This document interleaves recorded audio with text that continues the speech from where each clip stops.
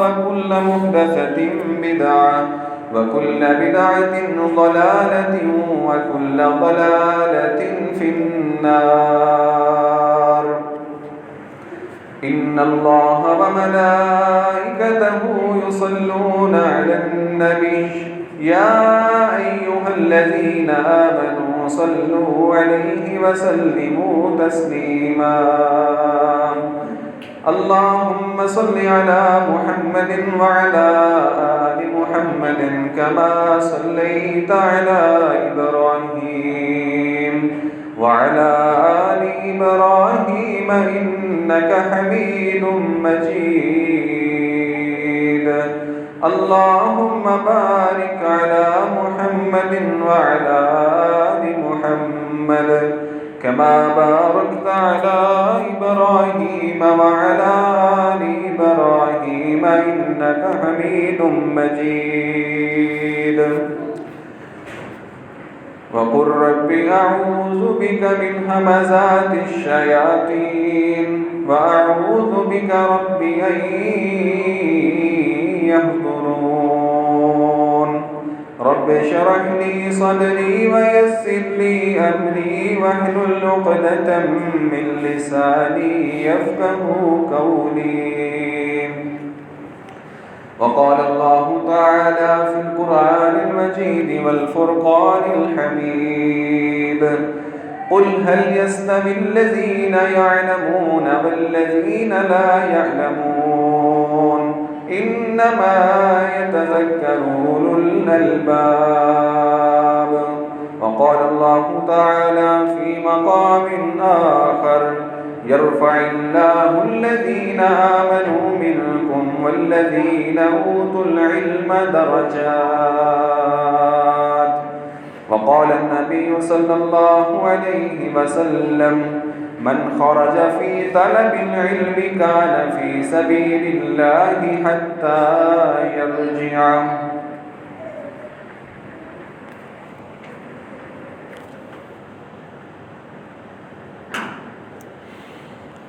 ہمہ قسم کی حمد و ثنا،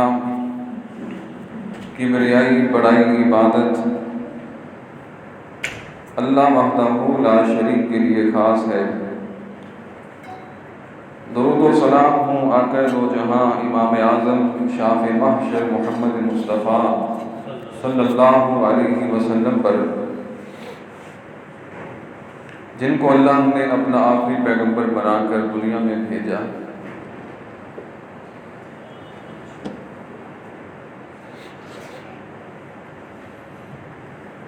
حضرات سامعین، جو آیت کریمہ میں نے تلاوت کی ہے،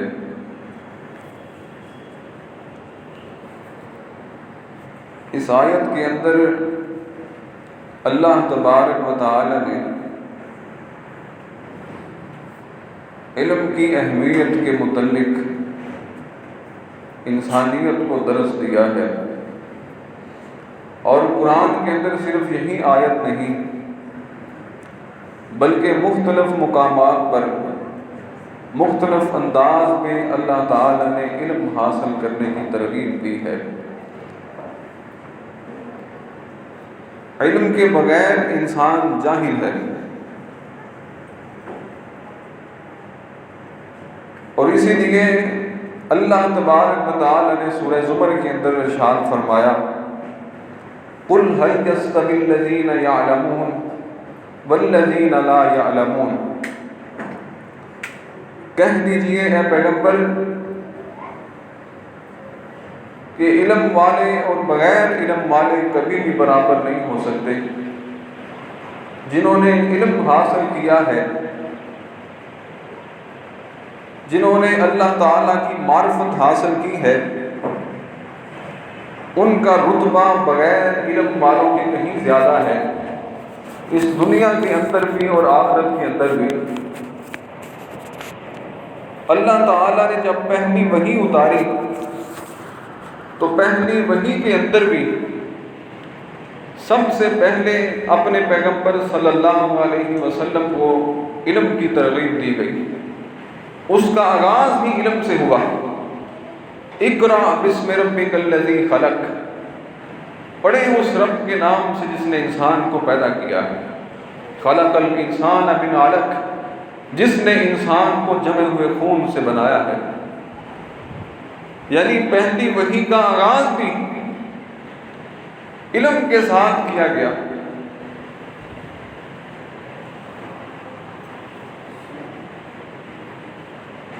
اور اسی لیے اللہ تبارک و تعالی نے ایک اور مقام پر سورہ محمد کے اندر صلی اللہ علیہ وسلم فرمایا کہ یرفع اللہ الذین آمنوا منکم والذین اوتوا العلم درجات، کہ وہ لوگ جو علم والے ہیں، جن کو اللہ تبارک و تعالیٰ نے علم دیا ہے، یرفع اللہ الذین آمنوا منکم، اللہ تبارک و تعالیٰ ان کے درجات کو بلند کر دیتا ہے۔ دنیا کے اندر بھی درجات عالم کے بلند ہو جاتے ہیں، اور طالب علم کا آخرت کے اندر بھی بڑا عالی شان مقام ہے۔ اب علم دو طرح کا ہے، ایک وہ علم جس سے انسان کو نفع حاصل ہوتا ہے، چاہے وہ دنیا کا نفع ہے چاہے آخرت کا نفع ہے۔ دنیا کے نفع کے اندر اگر علم کو دیکھیں، جیسے زراعت کا علم ہے، طب کا علم ہے، کمپیوٹر کا علم ہے، تعمیرات کا علم ہے، یہ سارے علوم جس سے انسانیت کو فائدہ ہوتا ہے، ایسے علوم حاصل کرنا درست اور جائز ہے۔ اور وہ علم جو انسانوں کو نفع نہ دے، اس علم سے تو اللہ کے رسول صلی اللہ علیہ وسلم نے پناہ مانگی ہے۔ وہ علم کون سا ہے؟ مثلا علم نجوم، نجومیوں کا علم۔ ادھر آ گیا تو سارے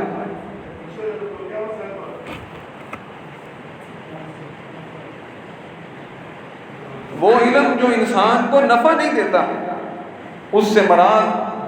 جادوگری کا علم ہے، نجومی کا علم ہے، یا اس طرح کی موسیقی کا علم ہے جس سے انسان اللہ سے دور ہوتا چلا جاتا ہے۔ اور تیسرا بڑا سب سے اہم علم دین کا علم ہے، جس کے بغیر ایک مسلمان حقیقی طور پر اپنے رب کی پہچان ہی نہیں کر سکتا۔ اور یہ وہ علم تھا جس کی بنا پر صحابہ کرام جو عرب کے سب سے بڑے جاہلیت کے زمانے کے اندر زندگی گزارنے والے، کوئی اس وقت اسکول، یونیورسٹیاں اور کالج نہیں ہوا کرتے تھے، کوئی دنیا کی ترقی نہیں ہوا کرتی تھی، اللہ کے رسول صلی اللہ علیہ وسلم نے اللہ کا علم ان کو دیا، اللہ کی معرفت ایسی سیکھی، اور جو علم اللہ کے رسول صلی اللہ علیہ وسلم ان کو بتاتے گئے، اپنے دلوں میں اتارتے گئے، اور دنیا کے ایسے مہذب معاشرہ بن گیا کہ آج تک اس طرح کی مثال کوئی نہیں پیش کر سکتا۔ پاکیزگی میں بھی سب سے آگے، تہذیب میں بھی سب سے آگے، معاشرت کے لحاظ سے بھی سب سے آگے، رشتہ داری کے سلوک میں بھی سب سے آگے، اللہ کے رسول کی تابع داری میں بھی سب سے آگے۔ صرف ایک ہی علم تھا، دین کا علم، جنہوں نے بڑی محنت اور جد و جہد کے ساتھ حاصل کیا، اپنی زندگیاں قربان کر دی۔ اصحاب صفہ جہاں غریب صحابہ کرام رہا کرتے تھے، مسجد نبوی کے ساتھ ہی ایک مکان تھا، اور وہ اتنے غریب صحابہ تھے کہ ان کے رشتہ دار محنت مزدوری کے لیے چلے جاتے ہیں، اور یہ صحابہ کرام اللہ کے رسول صلی اللہ علیہ وسلم کے پاس بیٹھ کر علم حاصل کرتے ہیں، اللہ کا علم ان کو اللہ کے رسول صلی اللہ علیہ وسلم عطا کرتے ہیں، اور دوسرے صحابہ محنت کر کے آتے اور جو کچھ کما کے آتے ان طالب علموں کے سامنے پیش کر دیتے، اور وہ کہتے کہ ہم آپ کو غذائی طور پہ ہم علم مہیا کرتے ہیں، اپنی محنت مزدوری کر کے آپ کے سامنے رکھ دیتے ہیں، اور جو کچھ تم نے سارا دن اللہ کے رسول صلی اللہ علیہ وسلم سے سیکھا ہے ہمیں وہ سکھا دیا کریں۔ پھر وہ صحابہ اکرام جو سارا دن نبی علیہ السلام کے بیٹھ کر احادیث پڑھا کرتے تھے، سیکھا کرتے تھے، وہ سارا علم مزدوری کرنے والے صحابہ کو رات کے وقت سکھا دیا کرتے تھے۔ اور یوں ان کی زندگی اس قدر معتبر اور تہذیب یافتہ ہوتی چلی گئی کہ نبی علیہ الصلوۃ والسلام نے فرمایا کہ میری مثال اس بارش کی طرح ہے جو بارش ایسی زمین پر برستی ہے جو کھیتی اگانے والی ہے، وہ بارش کے پانی کو جذب کر لیتی ہے اور بعد میں سبزہ اگا دیتی ہے، یا ایسی زمین پر بارش برستی ہے جو پتھریلی ہوتی ہے، اپنے اندر پانی کو جذب کر لیتی، پانی کو اسٹور کر لیتی ہے، جس سے لوگ بارش کے بعد فائدہ اٹھاتے ہیں، جانور بھی پیتے ہیں، انسان بھی پیتے ہیں۔ فرمایا کہ میرے علم کی مثال جو میں ہدایت اللہ سے لے کے آیا ہوں، جو شریعت قرآن اور حدیث کی صورت میں لے کے آیا ہوں، اس کی مثال ایسے ہے، اس بارش کی طرح ہے کہ جو یا تو زمین جذب کر کے کھیتی اگا کے لوگوں کو فائدہ دے دے، یا وہ زمین جو اپنے اندر پانی کو سٹور کر کے بعد کے اندر جانور انسان اس سے فائدہ اٹھا لے۔ جو اللہ کے رسول کے دین کو سیکھتا ہے اس کی مثال اس بارش کی طرح ہے، اس زمین کی طرح ہے جس سے لوگوں کو فائدہ پہنچتا ہے۔ اور فرمایا کہ وہ آدمی جو اللہ کے دین کو نہیں سیکھتا، جو نبی کی شریعت قرآن اور حدیث کو نہیں سیکھتا، اس کی مثال اس زمین کی طرح ہے جو چٹیل میدان ہے، بارش جتنی مرضی برستی رہے پانی وہاں نہ رکتا ہے نہ جذب کرتی ہے، پانی آگے چلا جاتا ہے۔ ایسا انسان جو اللہ کا دین سیکھنے کے لیے، علوم حدیث سیکھنے کے لیے اپنا سر نہیں اٹھاتا، محنت نہیں کرتا، جد و جہد نہیں کرتا، فرمایا اس کی مثال اس زمین کی طرح ہے، اس فرش کی طرح ہے جو نہ تو زمین پانی کو جذب کر کے کھیتی اگا سکتی ہے اور نہ پانی سٹور کر کے لوگوں کو فائدہ پہنچا سکتی ہے۔ اب یہ انسانوں کے اوپر ہے کہ وہ کون سی زمین بن کے لوگوں کو اور اپنا بھی اور لوگوں کا فائدہ کرنا چاہتے ہیں۔ رسول اللہ صلی اللہ علیہ وسلم نے فرمایا من خرج فی طلب العلم کان فی سبیل اللہ حتی یرجع، وہ طالب علم جو اللہ کے دین کو حاصل کرنے کے لیے نکلتا ہے، علوم دین کو حاصل کرنے کے لیے نکل پڑتا ہے، اللہ کے رسول نے فرمایا فی سبیل اللہ حتی یرجع، وہ اللہ کے رستے کے اندر چل رہا ہے، اللہ کے رستے کے اندر چل رہا ہے، اللہ کی رحمت کے فرشتے اس کے نیچے پر بچھاتے ہیں۔ پر کیوں نہ بچھائیں؟ پر کیوں نہ بچھائیں؟ ان کو معلوم ہے کہ ہم آدم علیہ السلام سے شکست کھا گئے تھے، اور شکست کھانے کی سب سے بڑی وجہ یہی تھی کہ علم کے میدان کے اندر آدم علیہ السلام آگے چلے گئے تھے اور فرشتے پیچھے رہ گئے تھے۔ اس لیے طالب علم اللہ کے دین کو حاصل کرنے کے لیے نکلتا ہے، چاہے ایک حدیث کو سیکھنے کے لیے نکلتا ہے، اللہ کی رحمت کے فرشتے اس کے نیچے پر بچھا دیتے ہیں۔ اس سے بھی علم والے کی فضیلت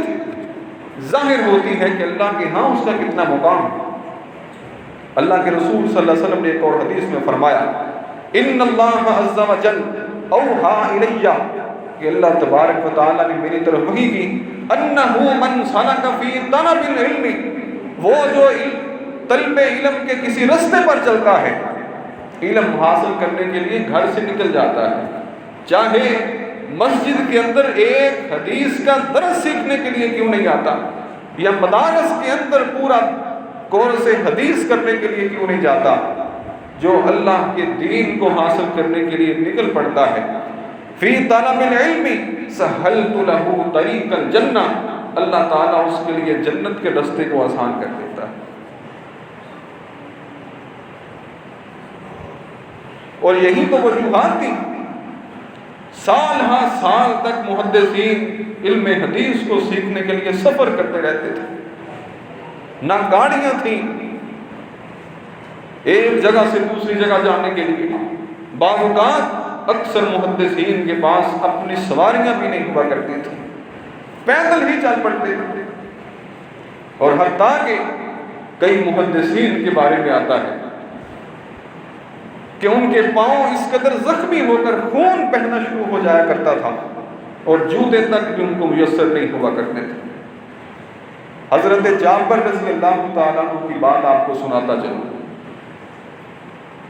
مدینے کے اندر ان کو ایک ایسے صحابی کی تلاش ہے جنہوں نے ڈائریکٹلی طور پر اللہ کے رسول صلی اللہ علیہ وسلم کے سامنے بیٹھ کر حدیث سنی ہو۔ وہ سارے صحابی جو مدینے کے رہنے والے تھے وہ فوت ہو گئے۔ کسی نے بتایا کہ شام کے اندر صحابی موجود ہیں، ابھی تک حیات ہیں، اور وہی صحابی ہیں جنہوں نے اللہ کے رسول صلی اللہ علیہ وسلم سے آپ کی مطلوبہ حدیث کو سامنے بیٹھ کر سنا تھا۔ انہوں نے فوراً اپنی سواری کو پکڑا، مدینے سے شام کا سفر کیا۔ یہ کہنا آسان ہے، کہنا بہت آسان ہے، مدینے سے شام کا ہزاروں کلومیٹر کا سفر کیا۔ شام کے اندر جب پہنچے، لوگوں سے پوچھا کہ فلاں صحابی کا گھر کون سا ہے، لوگوں نے بتلا دیا۔ مطلوبہ گھر میں پہنچے، دستک دی، پوچھا کہ کون، کہا کہ جابر۔ ملازم نے کہا کہ جابر مدینہ سے آئے۔ یہ صحابی فوراً دوڑے دوڑے باہر چلے کہ مدینہ سے جابر بن عبداللہ رضی اللہ تعالیٰ عنہ کیسے تشریف لائے گے اتنا سفر کر کے۔ جب ملاقات ہوئی، ملے، تو حضرت جابر بن عبداللہ رضی اللہ تعالیٰ عنہ کہتے ہیں کہ میں صرف اسی مقصد کے لیے آپ کے پاس آیا ہوں کہ مجھے اس اپنے صحابی کی تلاش تھی جس نے اللہ کے رسول صلی اللہ علیہ وسلم سے ڈائریکٹ بیٹھ کر حدیث سنی ہو جیسے میں آپ کو سنا رہا ہوں۔ تو مجھے معلوم ہوا اس روح زمین پر آپ کے علاوہ کوئی بھی وہ صحابی حیات نہیں ہے، زندہ نہیں ہے کہ جو بچا ہوا۔ میں حدیث سننے کے لیے آپ کے پاس آیا۔ اس صحابی نے حدیث سنائی، حدیث سننے کے بعد اپنی سواری پہ بیٹھے تو واپس مدینے کے اندر پہنچ آئے۔ یہ ان صحابہ کا طلب علم کا اس قدر شوق تھا، وہ جانتے تھے کہ رسول اللہ صلی اللہ علیہ وسلم نے فرمایا من سلک فی طلب العلم سہلت لہ طریق الجنہ، جو دین کے علم کو حاصل کرنے کے لیے کسی رستے پر نکلتا ہے اللہ اس کے لیے جنت کے رستوں کو آسان کر دیتا ہے۔ اور یہ ایسا ضروری علم ہے،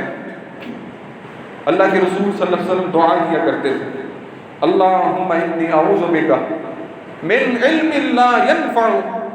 اے اللہ ایسا علم عطا کر، ایسا علم مجھے عطا نہ کر جو مجھے نفع نہ دے، جو میرے لیے نفع کا سبب نہ بنے، ایسا علم مجھے عطا نہ کر۔ پھر بعد میں رسول اللہ صلی اللہ علیہ وسلم دعا کیا کرتے تھے اللہم انی اعوذ بک من قلب لا تخشع، اے اللہ ایسا دل مجھے عطا نہ کر جس دل کے اندر تیرا ڈر اور خوف نہ ہو۔ پھر نبی علیہ السلام دعا کرتے اللہم انی اعوذ بک من دعاء لا یسمع، اے اللہ ایسی دعا کوئی نہ ہو کہ جو تم کو قبول نہ کرے، جو بھی میں دعا کروں تو اپنی بارگاہ میں قبول کر لے۔ ان ساری چیزوں سے پہلے اللہ کے رسول صلی اللہ علیہ وسلم نے علم کا سوال کیا ہے۔ علم ہوگا تو انسان کو مانگنا آئے گا اللہ سے، علم ہوگا تو اپنے دل کے اندر اللہ کا ڈر اور خوف بسائے گا، علم ہوگا تو نماز پڑھنا وہ سیکھے گا، علم ہوگا تو جہاد کرنا سیکھے گا، علم ہوگا تو حج کرنا سیکھے گا، علم ہوگا تو روزے رکھنا سیکھے گا۔ اگر علم نہیں ہوگا انسان کا عمل بیکار ہے۔ اللہ پاک نے سورۃ فاتحہ کے اندر یہودیوں کی بات آخری آیت کے اندر بتلائی ہے غیر المغضوب علیہم ولا الضالین، اے اللہ ان لوگوں کا رستہ ہمیں نہ دکھانا جن پر تیرا غضب ہوا۔ غضب یہودیوں پر ہوا تھا جن کے پاس علم تو بڑا تھا لیکن عمل نہیں کیا کرتے تھے، عمل کے اندر کورے تھے، علم ان کے پاس بڑا تھا۔ اور اے اللہ عیسائیوں کا طریقہ بھی تو ہمیں نہ دکھانا، نہ ہمیں عیسائیوں کے طریقے پر چلنا کہ جن کے پاس علم نہیں تھا مگر عمل کے اندر اس قدر آگے چلے گئے کہ وہ گمراہ ہو گئے۔ ہم دونوں سے پناہ مانگتے ہیں اور اس رستے پر چلنے کی دعا کرتے ہیں جو صحابہ کا رستہ ہے، جنہوں نے علم سیکھا، علم کے بعد عمل کر کے سکھایا اور دنیا کے اندر ایسے تہذیب یافتہ معاشرے کی بنیاد رکھ دی کہ ایسا امن والا معاشرہ آج تک کہیں بھی قائم نہیں ہو سکتا۔ علم کی اہمیت اور اس کی فضیلت کے متعلق سورہ بقرہ کے اندر جب بنی اسرائیل نے کہا داؤد علیہ السلام سے کہ آپ ہمیں کوئی ہمارے لیے بادشاہ مقرر کر دیں، حضرت داؤد علیہ السلام نے اللہ کے حکم کے ساتھ طالوت بادشاہ کو، طالوت ایک نوجوان تھا، اس کو ان کا کمانڈر مقرر کر دیا بنی اسرائیل کا۔ اب بنی اسرائیل نے اعتراض کیا، وقال لهم نبيهم ان اللہ قد بعث لكم طالوت ملکا قالوا ان يكون له الملك علينا ونحن احق بالملك۔ بنی اسرائیلیوں نے کہا اے بادشاہ آپ نے کمانڈر اس کو بنا دیا ہے کہ جس کے پاس نہ مال و دولت ہے نہ دنیا کی فراوانی ہے، ہم اس کو بادشاہ نہیں مانتے۔ اللہ کے پیغمبر داؤد علیہ السلام نے کہا ان اللہ اصطفاہ علیکم، اللہ تعالیٰ نے طالوت کو بادشاہ چن لیا ہے تمہارا۔ اور بادشاہ چننے کی دو بڑی وجوہات تھیں، وزادہ بسطۃ فی العلم والجسم، کہ یہ علم میں بھی تم سے زیادہ ہے اور قوت کے اندر بھی تم سے زیادہ ہے۔ بادشاہ بنانے کی، کمانڈر بنانے کی ایک ہی وجہ تھی، ان اللہ اصطفاہ علیکم وزادہ بسطۃ فی العلم والجسم، کہ یہ علم میں بھی تم سے آگے ہے، اگرچہ غریب ہے، اس کے پاس مال و دولت نہیں ہے، لیکن اللہ کو مال و دولت کی ضرورت نہیں ہے، اس کے پاس علم ہے کہ جنگ کیسے کرنی ہے، جہاد کیسے کرنا ہے، دشمن کو شکست کیسے دینی ہے، اس کے پاس یہ علم ہے۔ اور اللہ پاک نے والعلم والجسم، جسمانی قوت سے پہلے اللہ نے علم کا لفظ بول کر علم کی اہمیت کے متعلق بتا دیا ہے کہ لوگوں، علم کے بغیر انسان جاہل ہے، اور بہترین علم جو رب کی معرفت تمہیں سکھا دے، جو معاشرے کے اندر تمہیں تہذیب یافتہ شخص بنا دے، جو تمہیں رب سے ملا دے، ایسا علم جو تمہیں جنت میں لے جائے، اس سے معتبر اور بہتر علم کوئی ہو ہی نہیں سکتا۔ اور یہی علم جو امام بخاری رحمۃ اللہ علیہ نے سیکھا، اپنے گھر کی لکڑیاں بیچ ڈالی، حتیٰ کہ علم حاصل کرنے کے لیے نکلنے لگے۔ اب زیادہ راہ نہیں ہے، سفر کرنا ہے، خوراک اور کھانے کا انتظام نہیں ہے، گھر کی چھت کو گرا کر اس کی لکڑیاں نکال کر بازار میں فروخت کر کے پیسے روپیہ لے کر علم حدیث کو حاصل کرنے کے لیے نکل پڑتے ہیں، اور ایسے نکلے کہ اس جیسا مقام محدثین کے اندر شاید کسی کا بھی نہ ہو۔ امیر المومنین فی الحدیث، حدیث کے اندر صحابہ کے بعد مسلمانوں کے اندر سب سے بڑا مقام جو ملا ہے وہ امام بخاری اور ان کی کتاب صحیح البخاری کو ملا ہے، جنہوں نے ساری زندگی علم حدیث کو سیکھتے سیکھتے گزار ڈالی۔ یہ کوئی معمولی علم نہیں ہے دین کا، حدیث کا علم کوئی معمولی علم نہیں ہے۔ میڈیا کی یلغار نے اس قدر مسلمانوں کو کمزور کر دیا ہے، اور مسلمان دنیا داری میں اس قدر الجھ گئے ہیں۔ چھوٹے سے بچے سے میں نے پوچھا، آج سے کچھ عرصہ پہلے کی بات ہے، میں اس وقت مدرسے پڑھتا تھا، میں نے کہا آپ بھی مدرسے میں آ جاؤ، آگے سے جواب دیا، اللہ کی قسم رونگٹے کھڑے ہو گئے۔ مدرسے پڑھ کے میں کیا کروں گا؟ اسکول پڑھوں گا، کالج پڑھوں گا اور ملازمت مل جائے گی، نوکری لگ جائے گی۔ مدرسے پڑھ کر میں کون سی ملازمت کروں گا؟ اگر انسان کو کالج اور یونیورسٹیاں روزگار دیتی ہیں، اللہ کی قسم کیسے پی ایچ ڈی اور ماسٹر کتنے کتنے علم یافتہ لوگ بے روزگار پھر رہے ہیں۔ اللہ کے دین پر عمل کرنے والا ایک چھوٹا سا طالب علم بھی اللہ اس کی روزی کا ایسا بندوبست کرتا ہے کہ دنیا حیران ہو جاتی ہے۔ کیوں؟ وہ دنیا کے اندر رہتے ہوئے ایسے دین کے راستے پر چلتا رہتا ہے، اور اللہ کی رحمت کے فرشتے اس کے پاؤں کے نیچے پر بچھاتے رہتے ہیں، اور دنیا دار انسان اللہ تعالیٰ سے اپنے گناہوں کی بخشش مانگتا رہتا ہے، اللہ معاف کرے نہ کرے اس کی مرضی ہے، لیکن جو دین کا طالب علم ہے وہ معافی نہ بھی مانگے، دنیا کی ہر مخلوق اس کے لیے بخشش کی دعا کرتی ہے۔ نبی علیہ السلام نے فرمایا طالب علم کے لیے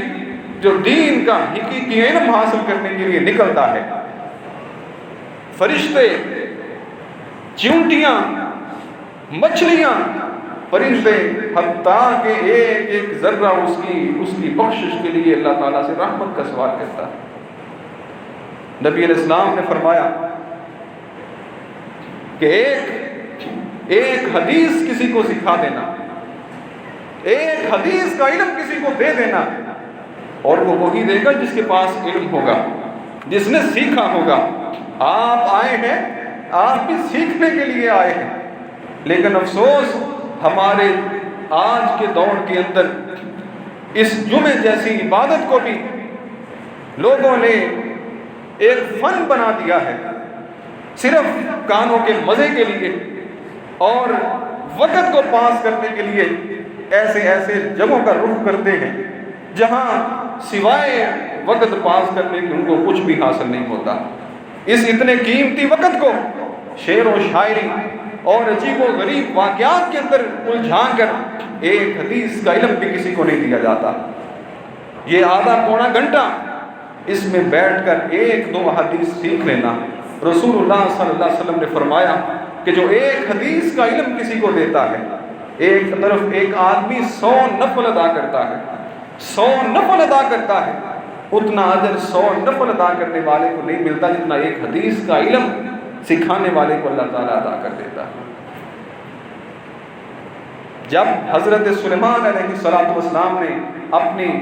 رعایا کو کہا تھا کہ کون ہے جو ملکہ بلقیس کا میرے پاس تخت لے کے آئے، قال عفریت من الجن، جنوں میں سے جو بڑا جن تھا، بڑا طاقتور جن، وہ کھڑا ہوا کہ میں لے کے آتا ہوں۔ حضور کب تک لے کے آؤ گے؟ کہا کہ میں اتنی دیر میں لے آؤں گا کہ آپ کی مجلس ختم ہونے سے پہلے لے آؤں گا۔ ایک اور آدمی بیٹھا ہوا تھا، اب اس کا پتہ نہیں کہ وہ جن تھا یا انسان تھا، اس بارے میں اللہ نے کوئی واضح بات نہیں بتلائی۔ محدثین نے کہا کہ وہ انسان ہی تھا۔ اب جن کی بات سن کر اس نے کہا مجلس تو شام تک لگی رہے گی، ہم شام تک تیرا انتظار کریں؟ اللہ نے کہا قال الذی عنده علم من الکتاب انا آتیک بہ قبل ان یرتد الیک۔ اے حضور، اللہ نے کہا کہ وہ آدمی کھڑا ہوا، علم من العلم، اس کے پاس علم تھا، وہ عالم تھا، یعنی وہ کھڑا ہوا، اس نے کہا کہ حضور آپ کی پلک جھپکنے سے پہلے میں اس تخت کو لے آتا ہوں۔ حضرت سلیمان علیہ السلام نے کہا کہ جاؤ۔ یعنی یہاں بات کرنے کا مقصد یہ ہے کہ اس جن سے بڑا علم والا اور ایک ہی بات فقیہت والی اللہ نے جو بیان کی تھی وہ یہی ہے کہ اس کے پاس علم تھا اور وہ کھڑا ہوا اور اس نے کہا کہ میں لے کے آتا ہوں، یہاں تک کہ آپ این یرتد الیک، کہ آپ آنکھ چمکنے سے پہلے میں آپ کے پاس وہ تخت حاضر کر دیتا ہوں۔ یہاں بھی علم والے کو فقیہت دی گئی ہے کہ اس کے پاس علم تھا۔ کون سا علم تھا؟ یہ کوئی علم نہیں ہے کسی کے پاس۔ حضرت موسیٰ علیہ السلام کو دیکھیے، بنی اسرائیل میں سے کسی آدمی نے کہا اے اللہ کے پیغمبر، آپ کے پاس بڑا علم ہے، آپ یہ بتاؤ کہ آپ سے بھی بڑا عالم اس دنیا کے اندر ہے؟ آپ جانتے ہیں کسی کو؟ موسیٰ علیہ السلام نے فرمایا کہ نہیں، میں نہیں جانتا۔ اللہ نے فوراً وحی کی اور کہا کہ اے موسیٰ، اللہ نے تجھے بھی بڑا علم دیا ہے، لیکن تجھ سے بڑا عالم وہ ایک دنیا کے ایک کونے کے اندر بستا ہے۔ مراد خضر علیہ السلام تھے۔ اب حضرت موسیٰ علیہ السلام کا طلب علم کا شوق دیکھیے، فوراً اپنے ساتھی کو تیار کیا، اے اللہ مجھے بتا وہ کہاں پہ ہے، اس کی کیا نشانیاں ہیں، میں اس عالم کو ملنا چاہتا ہوں، اس کے پاس جانا چاہتا ہوں۔ اللہ کی قسم ہمارے اپنے رویے کو دیکھیے کہ ہمارے اندر ان علماء کی اور علم کی اور طلب علم کی کس قدر ہے ہمارے دلوں کے اندر۔ ایک عالم وہ درس حدیث دینے کے لیے آ جائے تو ہمارا یہ حال ہوتا ہے کہ ہم کوئی شخص اٹھ کر سلام لینا بھی گوارا نہیں کرتا۔ ادھر موسیٰ علیہ السلام کے طریقہ کار کو دیکھیں، اللہ مجھے بتا وہ کہاں پہ ہے، میں اس کو ملنا چاہتا ہوں۔ کہا کہ جاؤ، اللہ نے بتا دیا، بڑا لمبا واقعہ۔ یعنی بات کرنے کا مقصد یہ ہے کہ علم انسان کے درجات کو بلند کر دیتا ہے۔ اس دنیا کے اندر بھی اللہ کی ہاں مدارس کے اندر پڑھنے والے طلباء اکثریت 90% طالب علم غریب گھروں سے تعلق رکھتے ہیں۔ اور ایسے ایسے لوگ بھی ہوتے ہیں طالب علم، ہم نے تو وقت گزارا ہے، ہم نے بھی ایسے حالات کو دیکھا ہے کہ بعض اوقات ہمارے پاس بھی واپس گھروں میں جانے کے لیے کرایہ تک نہیں ہوا کرتا تھا، اور ایسے ایسے طلباء ہیں، اکثریت 90 سے بھی زیادہ بلکہ 95% تک طلباء غریب گھرانوں سے تعلق رکھتے ہیں جو علم حاصل کرنے کے لیے نکلتے ہیں، اور یہ اللہ کے ہاں اتنا مقام پانے والے ہیں، اور اس قدر اللہ کے ہاں یہ بشارتیں حاصل کرنے والے ہیں، اللہ کی قسم دنیا کے اندر تو شاید ان کو وہ مقام دنیا والے نہ دیں، لیکن اللہ کے ہاں ایک طالب علم کا وہ مقام ہوتا ہے کہ دنیا کے اندر کسی شخص کا بھی نہیں ہوتا۔ بقی بن مخلد رحمت اللہ علیہ یہ اندلس شہر کے بہت بڑے محدث ہیں، 20 سال کی ابھی عمر ہے ان کی، خلیفہ واسق باللہ کا دور ہے، یہ اپنے شہر اندلس سے چلتے ہیں، ان کو معلوم ہوا عراق کے اندر بہت بڑے عالم امام احمد بن حنبل رحمۃ اللہ علیہ موجود ہیں، یہ اندلس سے چلتے ہیں، ہزاروں کلومیٹر سفر پیدل طے کر کے بغداد میں پہنچتے ہیں، اور جب بغداد میں پہنچے معلوم ہوا وقت کے خلیفہ واسق باللہ نے امام احمد بن حنبل پر پابندیاں لگا دی، جیل میں بند کر دیا ہے، ان کو بڑا افسوس ہوا، یہ چلتے چلاتے امام یحییٰ بن معین رحمۃ اللہ علیہ ان کی درسگاہ میں چلے گئے اور ان کے پاس بیٹھ کر درس حدیث سیکھتے رہے، ایک سوال کیا، دوسرا کیا، تیسرا کیا، یہاں تک کہ اپنی علم کی پیاس کو بجھاتے رہے۔ دوسرے شاگردوں نے کہا اب ہمیں بھی وقت دیجیے، ہم نے بھی شیخ سے سوال پوچھنا ہے، کہا کہ آپ بھی سوال پوچھتا ہوں، مجھے بتائیے کہ امام احمد بن حنبل کا گھر کہاں ہے رحمۃ اللہ علیہ، میں ان کو ملنا چاہتا ہوں۔ اس وقت کی حکومت نے اس قدر پابندیاں سخت کی ہوئی تھی کہ امام احمد بن حنبل کا نام لینا بھی جرم قرار دیا جاتا تھا، اور جاسوس چھوڑے ہوئے تھے کہ کون امام احمد بن حنبل رحمۃ اللہ علیہ کا ساتھی ہے اور کون ان کے ساتھ ہمدردی رکھتا ہے۔ یہ چلے گئے، لوگ چپ کے بتلاتے رہے، حتیٰ کہ امام صاحب کے دروازے میں پہنچ کر دستک دی اور کہا کہ میں آپ کے پاس اندلس سے ہزاروں کلومیٹر کا سفر طے کر کے آپ کے پاس پہنچا ہوں، کوئی مقصد نہیں ہے سوائے اس بات کے آپ مجھے بھی چند ایک حدیث سکھا دیں جو اللہ پاک نے آپ کو سکھائی ہوگی۔ کہا کہ یہ موقع محل نہیں ہے، مجھ پر لکھنے پڑھنے اور ہر طرح کے درس و تدریس کی پابندی ہے۔ اب انہوں نے کہا، بقی بن مخلد رحمۃ اللہ علیہ نے کہا، میں اس شہر کے اندر پردیسی ہوں، مجھے کوئی نہیں جانتا، میں ایسا کرتا ہوں اپنے آپ کو فقیر بنا کر، فقیرانہ لباس پہن کر آپ کے دروازے پہ آ کر دستک دیا کروں گا اور آواز لگایا کروں گا، آ جا رحمکم اللہ۔ اس وقت فقیر مانگتے تھے اس طرح کہہ کر کہ اللہ کے نام کا دے دو، اللہ تم پہ رحم کرے گا، جیسے آج فقیر مانگتے ہیں۔ امام صاحب نے کہا کہ ٹھیک ہے۔ اب بقی بن مخلد رحمۃ اللہ علیہ کا طلب حدیث کا شوق دیکھیے، یہ واپس گئے اپنے مکان پہ جہاں ٹھہرے ہوئے تھے، وہاں پہ فقیروں کا لباس لے کر، لاٹھی ہاتھ میں پکڑ کر، قلم دوات اٹھا کر سیدھے امام صاحب کی گلی کے اندر چلے گئے، آواز دیتے جا رہے، آ جا رحمکم اللہ، آ جا رحمکم اللہ، اللہ تمہیں اجر دے، اللہ کے نام کا دو۔ اب تیز چلتے گئے، لوگ باہر نکلتے ہیں، فقیر کیسا ہے جو لیتا بھی نہیں ہے، آوازیں بھی لگا رہا ہے، سیدھے گئے امام صاحب کے دروازے، امام صاحب نے دروازہ کھولا اور اس طرح کئی مہینے تک آتے رہے، یہاں تک کہ خلیفہ واسق باللہ کے بعد خلیفہ متوکل علی اللہ اس کی حکومت آ گئی، اس نے امام صاحب پہ پابندیوں کو ہٹا دیا، درس و تدریس کا سلسلہ شروع ہو گیا، اور وہ کہتے ہیں کہ اس طرح میں فقیر بن کر امام صاحب کے در پہ جا کر حدیث کا علم حاصل کیا کرتا تھا، اور میں نے 300 حدیث اپنی قلم دوان سے لکھ کر اپنے پاس رکھ کر زبانی یاد کرنی تھی۔ بات کرنے کا مقصد یہ ہے کہ صاحبوں، آج ہم دنیا میں اس قدر الجھ گئے ہیں، اللہ کی قسم ایک بچے سے پوچھ لیں، وہ صبح جاتا ہے اور دوپہر کے وقت گھر سے واپس آتا ہے، کھانا پینا کھا کر پھر وہ جناب ٹیوشن کے لیے چلا جاتا ہے، شام کو واپس پڑھ کے آتا ہے، نہ نماز کی فکر ہے، نہ اللہ کے دین کی فکر ہے، اور کیا اللہ کی رحمتیں ہم پہ نچھاور ہوں گی۔ اس دوران اس دور کو بھی دیکھیے جنہوں نے اپنی ساری زندگیوں کو اللہ کا دین حاصل کرتے کرتے گزار دی۔ ماضی قریب کی مثال دیتا ہوں، حافظ عبد المنان نور پوری رحمۃ اللہ علیہ، گجرانوالہ کے ساتھ ایک گاؤں ہے، یہ نبینا عالم ہے، زمانہ طالب علمی کے اندر یہ پیدائشی طور پہ نبینا تھے، یہ ایک مدرسے کے اندر چلے گئے پڑھنے کے لیے، وہاں داخلے ہو گئے بچوں کے، اب جگہ نہیں ہے بچوں کو مزید رکھنے کی، کیونکہ کھانا مخصوص ہوا کرتا تھا، آج تو اللہ کی رحمت ہے صبح شام دوپہر کھانے پکتے ہیں، لیکن میں ان لوگوں کو بھی جانتا ہوں اپنے ابا جی کو کہ کھانا کبھی کبھار تو کئی دن گزر جاتے، کھانا نہ ملتا، پتے کھا کھا کے گزارا کیا جاتا تھا، اور یہ چلے گئے، کہا کہ میں نے بھی داخل ہونا ہے، استادوں نے کہا اب تو جگہ نہیں بچی، اب ہم آپ کو نہیں رکھ سکتے، پہلے بھی نبینا تھے اور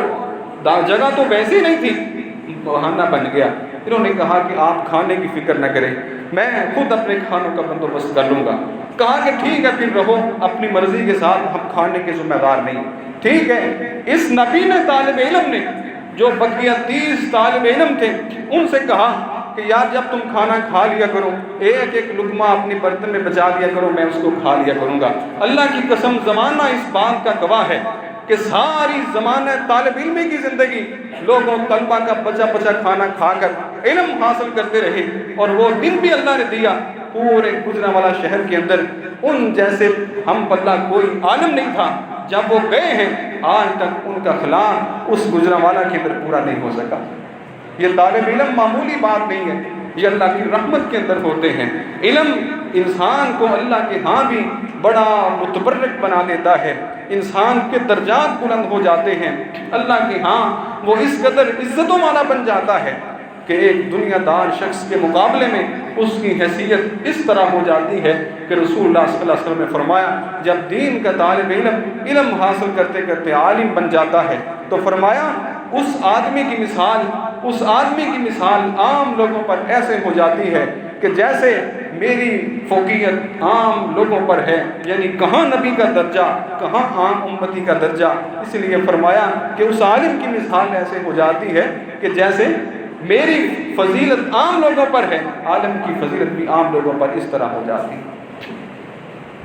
تو صاحبوں علم کو حاصل کرو، یہ درس و تدریس، یہ دروس اور جمعے کے خطبات یہ بھی ایک درس سیکھنے کا، علم سیکھنے کا بہت بڑا ذریعہ ہے۔ بڑے بڑے جن کی عمریں زیادہ ہو گئی ہیں ان سے بڑا کوئی اور ذریعہ نہیں ہے، لیکن میں درخواست کرتا ہوں آج کل موسم ہے